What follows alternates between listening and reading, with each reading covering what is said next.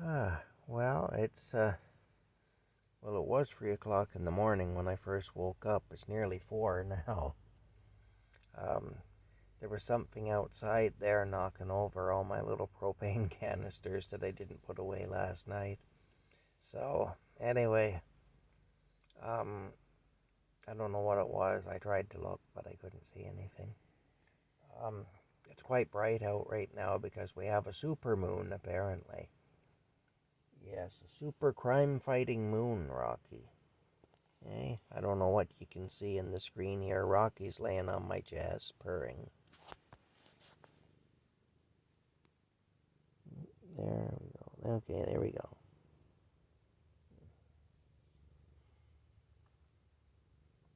I've got an itchy face from his fur. Anyway, there he is. Um, it's funny the thoughts that cross your mind at 3 o'clock in the morning, but when you're awake, when you shouldn't be. But, as you know from some of my videos, I have had, over the years, a lot of conflict with law enforcement. And, something just hit me while I was laying here thinking about this and that and the other thing and the current state of the world and all the rest of it. If you look on the side of many police vehicles, it says to serve and protect. And most people make an assumption that to serve and protect means everyone. To serve and protect everyone. But it doesn't say that, does it, though? It just says to serve and protect. So I guess the question would be to serve and protect who? Whom is that directed at? Because we can say, well, everyone, but it doesn't say that. So really what we're doing then is we're making an assumption. And if you look at the current state of affairs in the world, the pieces are starting to come together. We're starting to see things. At least if we want to see them, we can because we have the information available to us now. And so we're starting to see things in very much a different light if we wish to. And see, I used to at least try to hold the police to account. To say, well, you're here to serve me, among others, you're here to serve the public. But what I just realized, just laying here thinking, I realized, no, they're not. And I kind of knew that anyway. I've always said they're not really here to serve everybody, But I got to thinking, though, in light of the current world situation, the current world situation proves that they're not here to serve everybody. They're here to serve somebody. But that somebody ain't me, I know that. And that somebody ain't the average person, for the most part. Now, maybe occasionally the police will serve the average person. It's not like that never happens. But they're really not obligated to. It's not the average person they work for, really. And, like, I'll give you an example. And this is the example that really got me thinking. It was kind of a piece of the puzzle that's helping me to understand how things are a little better. Recently, a reporter got a police officer to acknowledge that during the Pride events, during Pride parades and festivals and so on, they don't enforce the laws against public nudity. So if you're a gay person and you want to walk down the street naked during a Pride event, they're not going to arrest you. Now, technically, you are breaking the law if you do that. But they're not going to arrest you. They'll see you doing it and they'll look the other way. But if you're just some random guy who decides he likes to walk around naked for some strange reason, and you're walking down the street naked, they'll take your naked ass to jail. They will, in a heartbeat. They won't hesitate. Now, you see, why is that? Well, the reason is that these people, the members of the alphabet community, they are serving a purpose right now for the elites, because the elites are trying to disassemble society. The elites are trying to create this new world order of theirs, this you will have nothing and be happy society. This Hunger Games, feudalistic, basically hell on earth for most of us, but heaven for a few like them society. And so basically, the alphabet community is being used as part of that dismantling of society and as part of that whole division of society. And so they're being allowed to do things that they wouldn't otherwise be allowed to do, and that the average person wouldn't be allowed to do. Now, don't get me wrong, I don't want to walk down the street naked. I have no desire to do that. Whether it was legal or not, if they said tomorrow, if they said, hey, Tom, if you want to walk down the street naked, we'll look the other way. We're not going to arrest you. The truth of the matter is everybody would look the other way if they, really, they'd be, oh, God, no. But the thing is this, even then, I wouldn't have any interest in doing that. But the point I'm trying to make here is the fact that there's a group in society who can openly break the law, and law enforcement has come out and said, we will not do anything.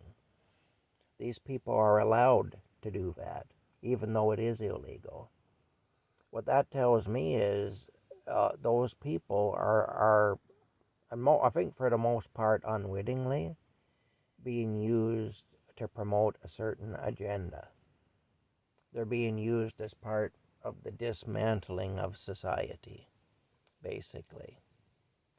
And so what's happened is, get an itchy face, the cat hair kind of makes me itchy too.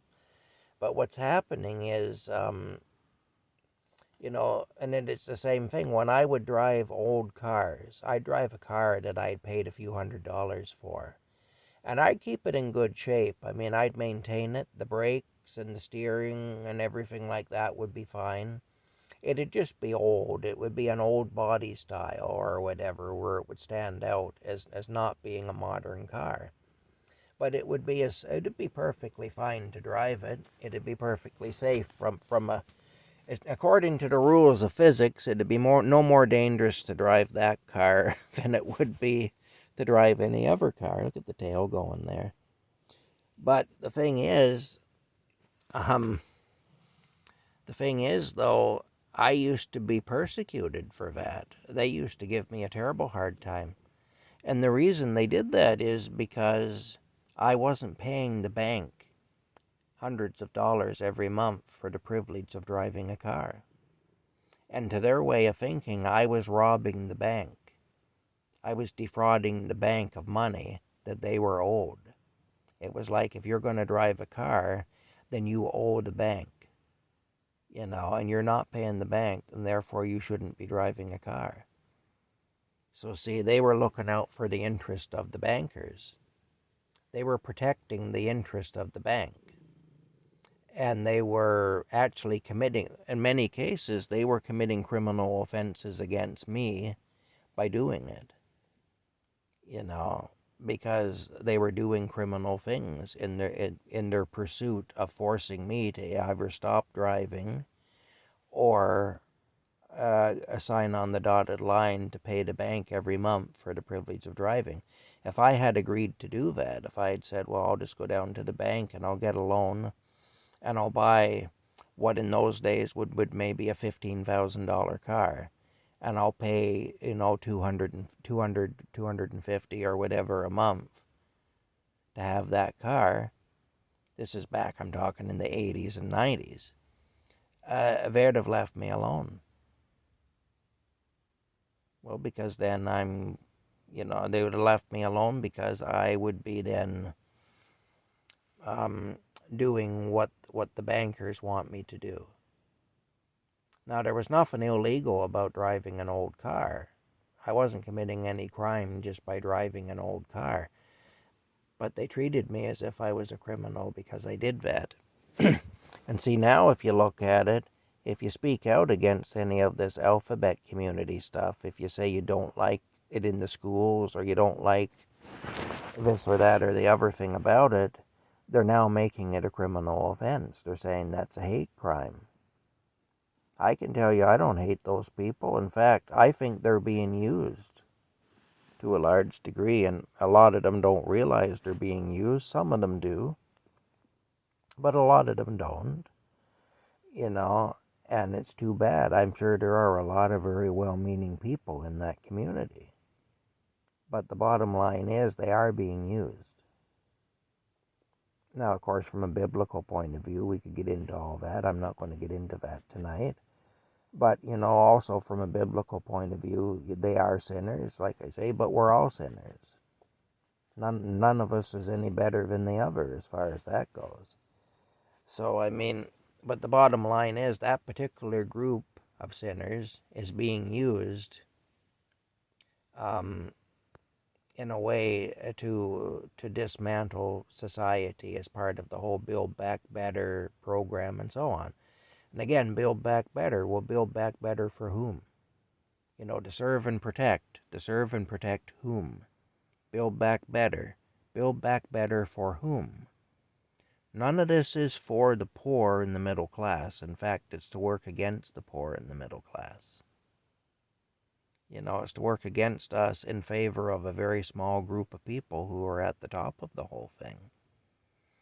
Anyway, these are just thoughts that have crossed my mind, and I may be rambling a bit, but it is 4 o'clock in the morning, and I'm awful tired, and I'm unable to sleep, and these are the thoughts that are going through my mind anyway. And I think when that reporter got the cop in Toronto to acknowledge that they weren't going to enforce the law at Pride events, that was kind of a clue for me. That was part of the puzzle that I've been trying to put together for a long time.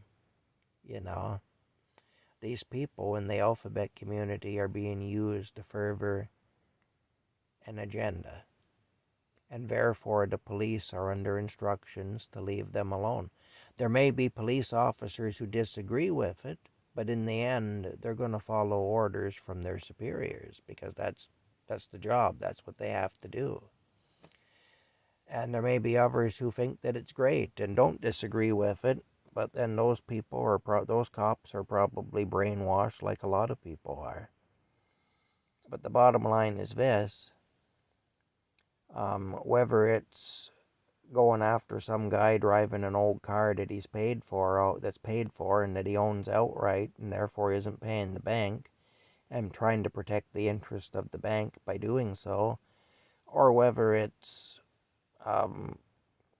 allowing public nudity when it's illegal to be publicly nude. There's no exception in the law. It doesn't say it's a criminal offense to be nude in public, except, if you're part of a pride event.